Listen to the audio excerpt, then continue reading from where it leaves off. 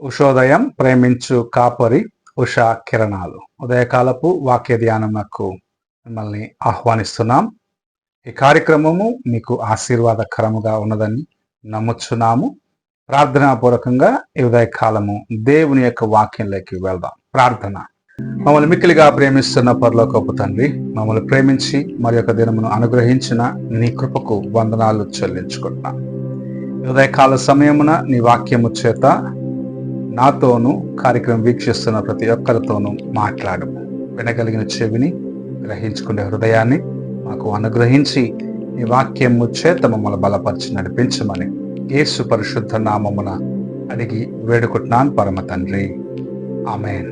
ఈ ఉదయకాలపు వాక్య భాగము పేతురు రాసిన 2వ పత్రిక 3వ అధ్యాయము 10వ వచనం నుండి 13వ వచనం వరకున్న వాక్య భాగమును చదువుకుందాం. అయితే ప్రభువు దినము దొంగ వచ్చినట్లు వచ్చును.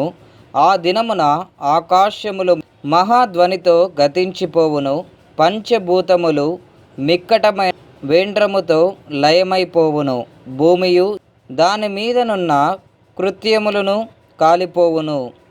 ఇవన్నీయు ఇట్లు లయమైపోవునవి గనుక ఆకాశములు రగులుకొని లయమైపోవునట్టియు, పంచభూతములు మహావేంద్రముతో కరిగిపోవునట్టియు దేవుని దినపు రాకడ కొరకు కనిపెట్టుచు దానిని ఆశతో అపేక్షించుచు మీరు పరిశుద్ధమైన ప్రవర్తనతోనూ భక్తితోనూ ఎంత జాగ్రత్త గలవారై ఉండవలెను. అయినను మనం ఆయన వాగ్దానమును బట్టి క్రొత్త ఆకాశముల కొరకును క్రొత్త భూమి కొరకును కనిపెట్టుచున్నాము. వాటి యందు నీతి నివసించును. మనము చదివిన వాక్య భాగము అనేక సార్లు విన్న ఒక వాక్య భాగము. దేవుని యొక్క దినము ఒక దినము రానయ్యున్నది. ఆ దినము దొంగ వచ్చినట్లుగా ఎలాగూ దోచుకునేదానికి ఎవరు ఎదురు చూడని సమయంలో దొంగ వస్తాడు. అలాగూ ప్రభు ఈ లోకమునకు రానయ్యున్నాడు అని మనకు హెచ్చరిక ఇవ్వబడుచు ఉన్నది. నీవు సిద్ధపడి ఉండవలసినది నీ యొక్క బాధ్యతగా ఉన్నదని హెచ్చరించడం చూడగలము. ఈ లోకములో మనము జీవించిన కాలము ప్రతి దినము హృదయమును కాపాడుకుంటూ పరిశుద్ధముగా జీవించాలి. దేవుని యొక్క రాకడ కొరకు సిద్ధపడి ఎదురు చూసే జీవితమును కలిగి ఉండాలని ప్రభు ఆశిస్తూ ఉన్నాడు. దొంగ ఎలాగూ ఎవ్వరు ఎదురు చూడని ఒక సమయమున రాత్రి వేళలో నీవు మంచి నిద్రలో ఉన్నప్పుడు నీవు ఊహించని సమయమున ఇంట్లోకి ప్రవేశించి నీవు దాచి ఉంచిన ధననిధిని, విలువైన వస్తువులను నీకు తెలియకుండా తీసుకుని వెళ్ళిపోతాడు. అలాగూ దేవుని యొక్క రాకడ కోసము నీవు సిద్ధపడకపోతే ఆయన కృపను పోగొట్టుకొని ఆయన రాజ్యములో ప్రవేశించే ఆ గొప్ప ఆశీర్వాదమును పోగొట్టుకుంటావు. మనకు ఒక మంచి ఉపమానముగా యేసు ప్రభు జీవించిన కాలములో 10 మంది కన్యకల యొక్క ఉపమానమును చెప్పి ఉన్నాడు. 5గురు సిద్ధపడి జ్ఞానము కలిగి ఉన్నారు.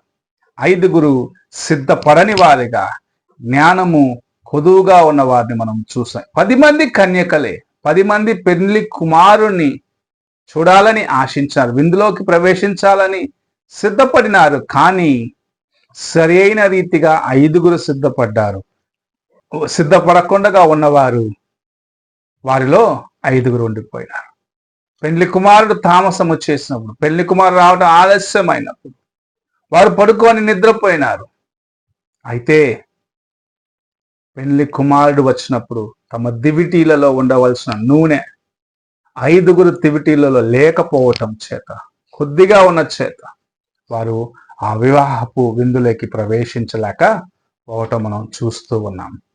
సిద్ధపడ్డవారు పెళ్లి కుమారుడు రాకడలో, పెళ్లి కుమారుడు వచ్చినప్పుడు వారితో పాటు పెళ్లి కుమారునితో పాటు సిద్ధపడ్డవారు ఆ విందులోకి ప్రవేశించినారు. తర్వాత వచ్చినారు విడువబడ్డ వారిగా ఉండటం మనం చూస్తూ ఉన్నాం. ఇది యేసు ప్రభువు చెప్పిన ఒక ఉపమానము. ఆయన ఎప్పుడు వస్తాడో, ఎలాగు వస్తాడో ఎవ్వరు ఎన్నడూ ఎరుగలేరు. అయితే ఆయన తప్పక ఒక దినమున రానయ్యున్నాడు. నీవు సిద్ధపడి ఉండాలన్నది ప్రభు ఆశిస్తున్న కార్యము. దొంగ వచ్చినట్లు ఆయన వస్తాడు. ఎలాగూ నీ యొద్ద నుండి నీవు చేర్చి పెట్టుకున్న విలువైన వాటిని దోచుకొని దొంగ వెళ్ళిపోతాడు. అలాగూ నీవు ఎదురు చూడని సమయంలో దేవుని రాకడ ఉన్నప్పుడు నీవు ఆయనను ఎదుర్కొనేదానికి సిద్ధముగా ఉన్నావా అని గ్రహించుకోమని ప్రభు ఈ ఉదయకాల సమయంలో మనతో మాట్లాడుచూ ఉన్నాడు. ఈ లోక మోహములో, లోకములో ఉన్న వాటిని చూస్తూ సంతోషిస్తూ దేవునిని మరచిన అనుభవంలో మనం ఉన్నట్లయితే ఆయన రాకడ అకస్మాత్తుగా ఈ దినమే అయినట్లయితే నీవు ఆయనతో పాటు ఆయన రాజ్యంలోకి ప్రవేశించలేకపోతావేమో. అందుకే నీ హృదయమును ఎల్లప్పుడూ సిద్ధముగా ఉంచుకోమని ప్రభు మాట్లాడుచూ ఉన్నారు.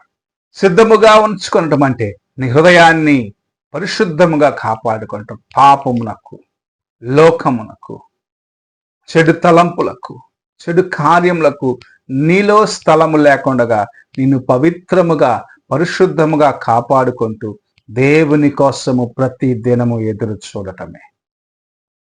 ఈ లోకము నిన్ను మలినపరచాలని చూస్తూ ఉన్నది. నీలోకి అసభ్యమైన కార్యములను ప్రవేశపెట్టాలని చూస్తూ ఉన్నది. నేను దేవునికి దూరము చేసేదానికి అనేకమైన వాటిని నీ ముందు తీసుకొని వస్తూ ఉన్నది.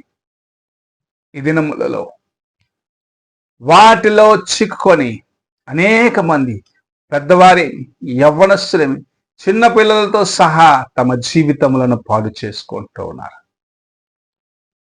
వాట్సాప్లో, ఫోన్ల ద్వారా వస్తున్న కార్యముల చేత అనేక మంది తమ జీవితములను పోగొట్టుకుంటున్నారు, పరిశుద్ధతను పోగొట్టుకుంటున్నారు. దేవుని యొక్క కృపను మరచిన అనుభవంలోకి వెళ్ళిపోతూ చివరికి దేవుని యొక్క రాజ్యమునకు తాము సిద్ధపరచుకోలేని వారిగా ఉండిపోతారు. ఆయన వచ్చినప్పుడు ఎత్తబడే స్థితిలో నుండి ఈ దినము అనేక మంది దూరముగా జీవిస్తూ ఉన్నారు. అలాంటి వారిని ప్రభు ప్రేమిస్తూ ఉన్నాడు. ఆయన దొంగ వలె రానైనాడు. నీవు సిద్ధముగా లేని సమయంలో నీ ఎదుట ఉన్న వాటిని ఎలాగ దొంగ దోచుకొని వెళ్తాడో అలాగూ నీకు ఇవ్వబడిన కృపను నీవు పోగొట్టుకొని జీవించినట్లయితే ఆయన వచ్చినప్పుడు నీవు ఎలాగుంటావో అని నీ హృదయాన్ని పరీక్షించుకోమంటున్నాడు. ఆయన రాకడకు నిన్ను సిద్ధపరచుకోమంటున్నాడు. ఆయన రాకడ సమయము అతి సమీపముగా ఉన్నది. ఆయన నిన్ను జాగ్రత్తగా మెలకువగా ఉండమంటున్నాడు. ప్రభువు తిరిగి రానై ఉన్నాడు. మేఘారూఢుడుగా ఆయన వచ్చినప్పుడు నీవు పరిశుద్ధులతో పాటు ఆయనను ఎదుర్కొనేదానికి సిద్ధముగా ఉన్నావా?